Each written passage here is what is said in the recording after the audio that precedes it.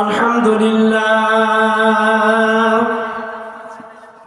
আলহামদুলিল্লাহি রাব্বিল আলামিন ওয়াল আকিবাতু লিল মুত্তাকিন والصلاة والسلام على رسوله الكريم أما بعد أعوذ بالله من الشيطان الرجيم আমার সাথে জবান ছেড়ে দিয়ে আপনারা সকলে পড়ুন বিসমিল্লাহির রাহমানির রাহিম ইন্নাল্লাহা ওয়া মালাইকাতাহু ইউসাল্লুনা আলান নবী يا أيها الذين آمنوا صلوا عليه وسلموا تسليما اللهم صل على سيدنا مولانا محمد وعلى آل سيدنا مولانا محمد نور نبيجي طائف গেলেন ইসলাম প্রচার করিতে তায়েববাসী মানিল পাথর নূর নবীজির বদলে আল্লাহুম্মা সাল্লি আলা সাইয়্যিদিনা মাওলানা মুহাম্মদ ওয়া আলা আলি সাইয়্যিদিনা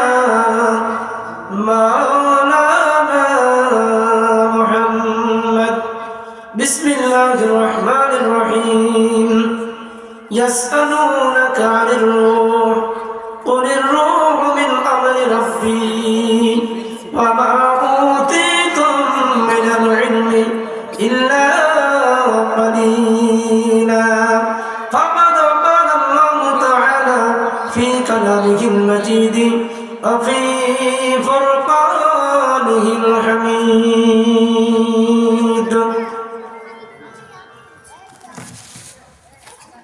সর্বোপরি মহান রব্বে কারিমের দরবারে লাখ কোটি শুকরিয়া জ্ঞাপন করি যে আল্লাহ তাআলা আমাদের কিছু সংখ্যক মানুষকে তৌফিক দিয়ে সুস্থ রেখে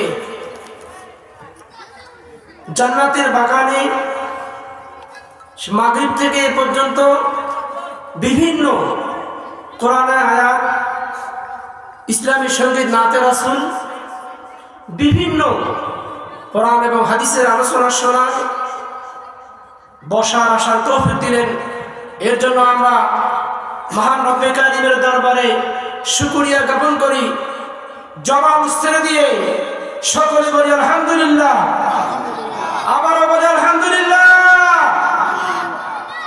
আমি আহ্বান করব ৩ নং ওয়ার্ডের যে সমস্ত মানুষ মুসল্লিয়ান একরাম, আপনারা বাহিরে ঘোরাফেরা না করে স্টেজের সামনে এসে জান্নাতের বাগানে এসে বসুন, কোরআন এবং হাদিসের আলোচনা শুনুন, নেক অর্জন করুন। যারা অযথা বাজারে কিংবা দোকানে স্টেজের ডানে বামে যারা ঘোরাফেরা করতেছেন, আমি আহ্বান করব মেহেরবানি করে সামনে এসে বসুন। সারা জীবন দোকানে বাজারে হাটে ঘাটে ঘোরাফেরা করি, আজকে আমরা বছরে একটি দিন কোরআন হাদিসের আলোচনা শোনার আয়োজন করেছি। অন্তত পক্ষে আজকের দিনটি আমরা সকলে সমস্ত হাজতকে বাদ দিয়ে কোরআন এবং হাদিসের আলোচনা শুনবো ইনশাআল্লাহ। আমি সকল জামাতবাসীকে আহ্বান করব, আপনারা এসে স্টেজের সামনে বসে পড়ুন। আমরা যে জায়গাটিতে বসেছি এই জায়গার নাম হচ্ছে পশ্চিম সারগুড়ি পূর্বপাড়া সরকারি প্রাথমিক বিদ্যালয়। এর আগে নাম ছিল, কিন্তু এই মুহূর্তে এই নামটা স্কুল টাইমে ছিল, কিন্তু এই মুহূর্তে নামটা পরিবর্তন হয়ে গেছে। বলেন ঠিক কিনা?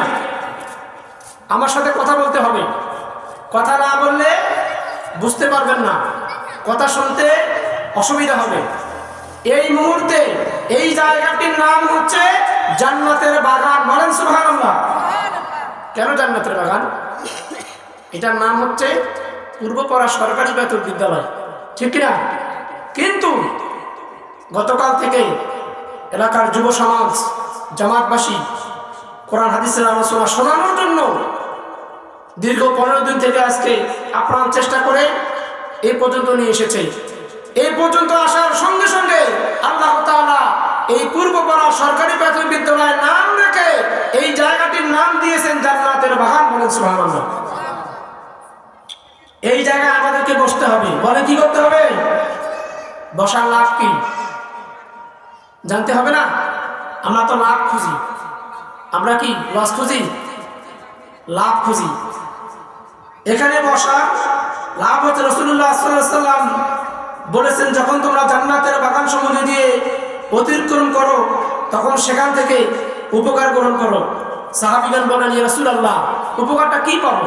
ঠান্ডা লাগবে, মাটিতে বসা লাগবে, দুই কথা শুনবো, এই তো উপকারটা কি হবে? রাসূল আকরাম সাল্লাল্লাহু আলাইহি ওয়াসাল্লাম ইরশাদ করলেন, হে আল্লাহর রাসূল, জান্নাতের বাগানটা কি? তিনি বললেন, জিকিরের মজলিস, যেখানে কোরআন হাদিসের আলোচনা হয় সেটাই হচ্ছে জান্নাতের বাগান। আবারও বলি সুবহানাল্লাহ। এখানে বসার লাভ হচ্ছে গুনাহ মাফ হয়। বলেন সুবহানাল্লাহ। কি মাফ হবে? আমরা কি বলতে পারবো আমাদের জীবনে গুনাহ নাই? বলতে পারবো? সকলের জীবনে গুনাহ আছে। আল্লাহ তাআলা জান্নাতের বাগানে বসার কারণে সর্বপ্রথম জীবনের গুনাহ আল্লাহ তাআলা মাফ করে দিবেন। বলেন সুবহানাল্লাহ। তারপর হচ্ছে অন্তরে শান্তি এনে দেয়। বলেন সুবহানাল্লাহ। কেন?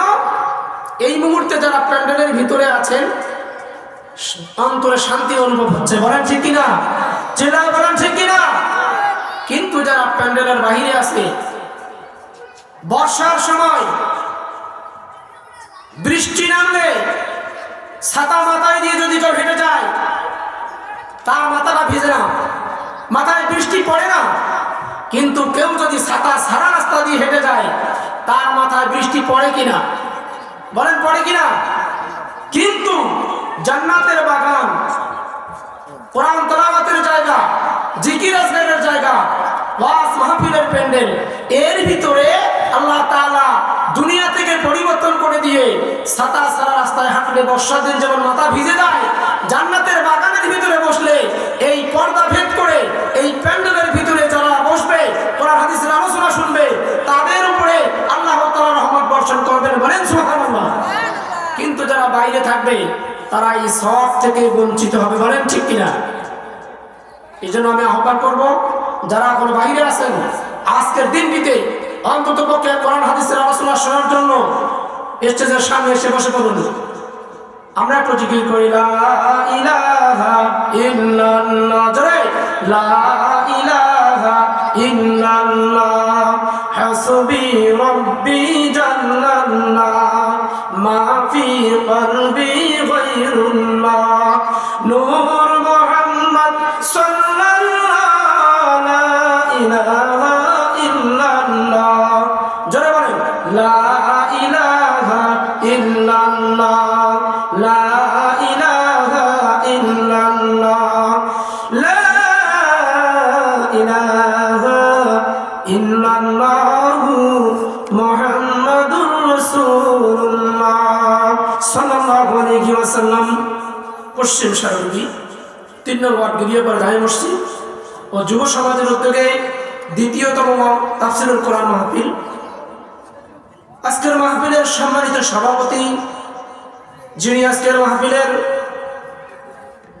এই মাহফিলকে আলোকিত করেছেন জনাব মাওলানা মোহাম্মদ মকবুল হোসেন, আল্লাহ তাআলা তাকে নেখায়াত করুন, সকলে বলে আমিন।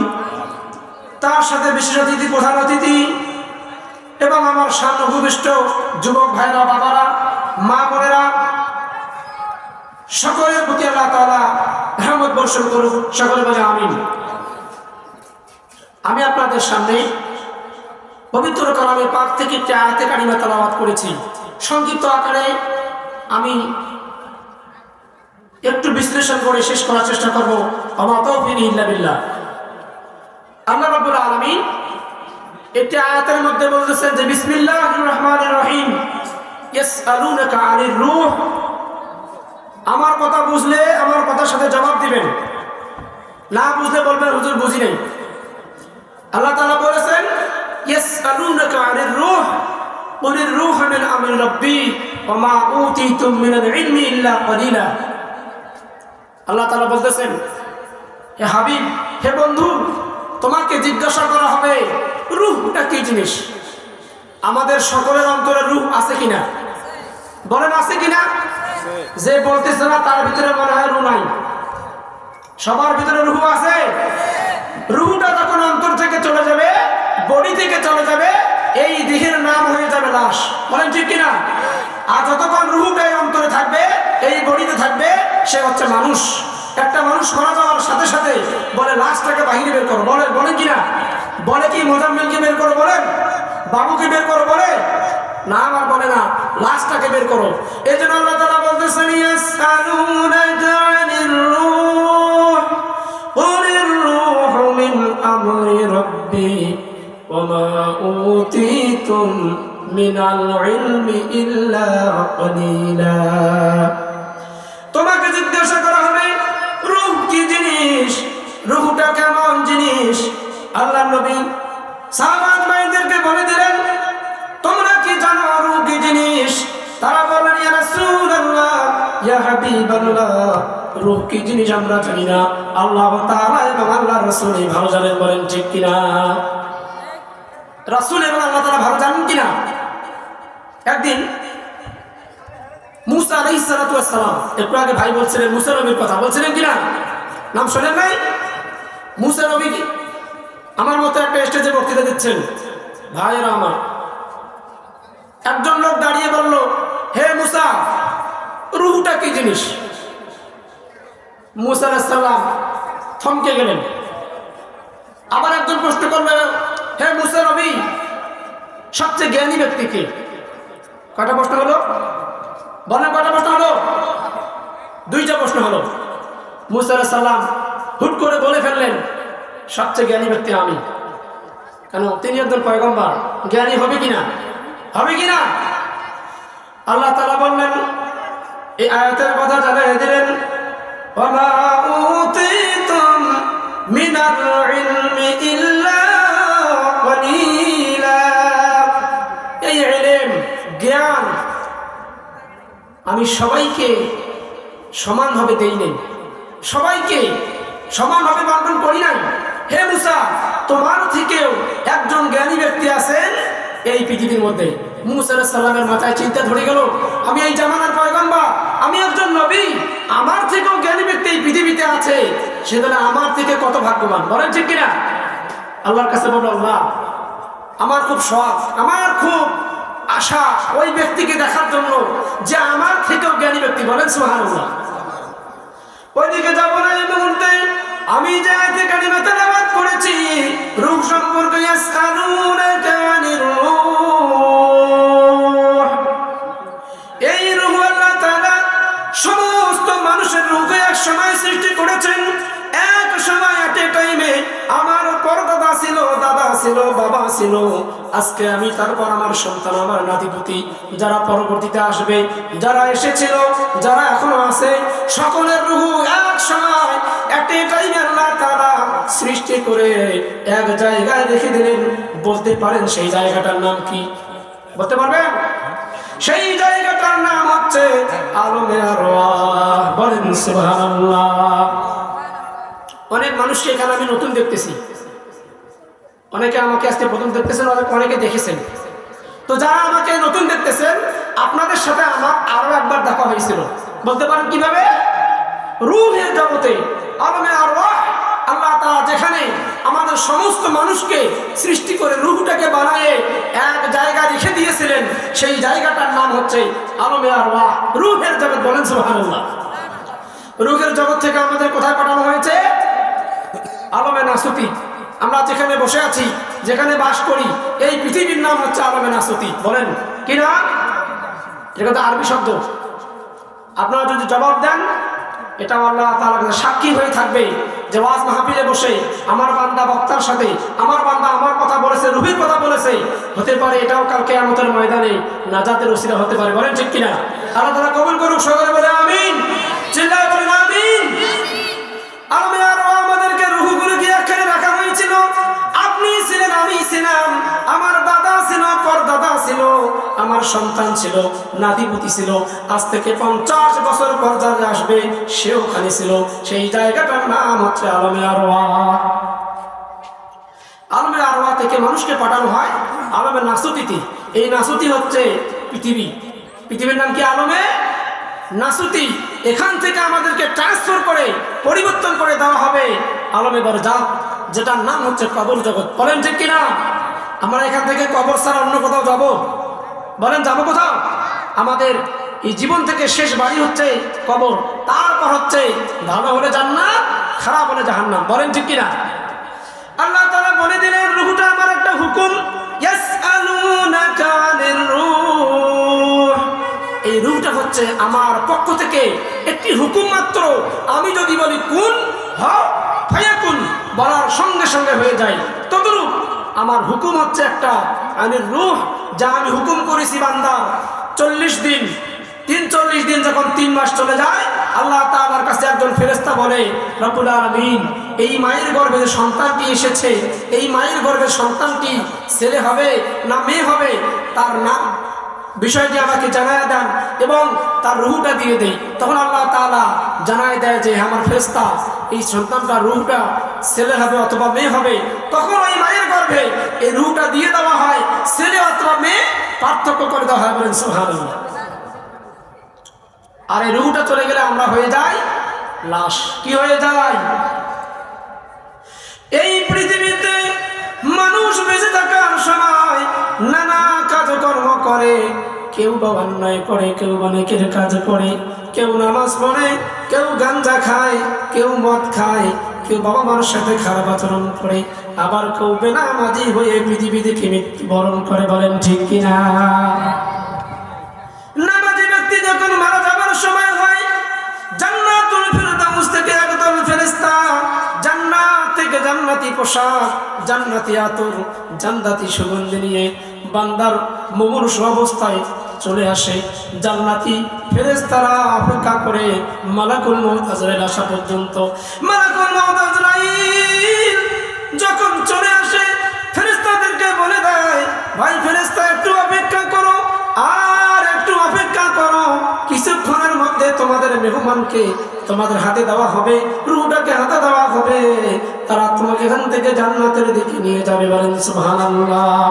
মেহমান যখন আসে, বাড়িতে ঘর গোছানো হয়, বাড়িটা সুন্দর করে সাজানো হয়, বাড়িটাতে সুন্দর পরিপাটি করা হয়। কেন?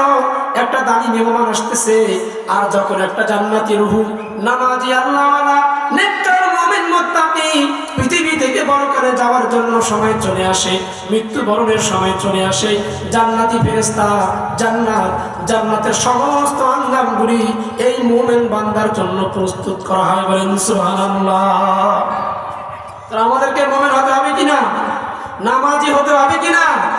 আর যদি বদকার হয়ে যায়, বেনামাজি হয়ে যায়, তার লাশটাকে নেওয়ার জন্য, রূহটাকে নেওয়ার জন্য জাহান্নাম থেকে একদল ফেরেশতা জাহান্নামী দুর্গন্ধযুক্ত চাটাই, রশি নিয়ে এসে তার পিছনে অপেক্ষা করে। মালাকুল মউত রূহটা বের করে ওই দল ফেরেশতাকে দেয়। ফেরেশতারা জাহান্নামের রশি দিয়ে বেঁধে, দুর্গন্ধযুক্ত তারাই দিয়ে বেঁধে ঊর্ধ্ব আসমানের দিকে যখন যায়, আসমানের দুয়ার বন্ধ করে দেওয়া হয়। কেন? এত দুর্গন্ধ। আসমানবাসীর ফেরেশতাদের বলে,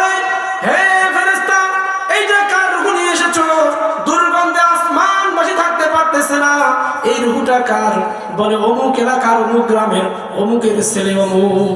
তখন ফেরেশতা বলে, হে ফেরেশতা দল, এই লাশটাকে তোমরা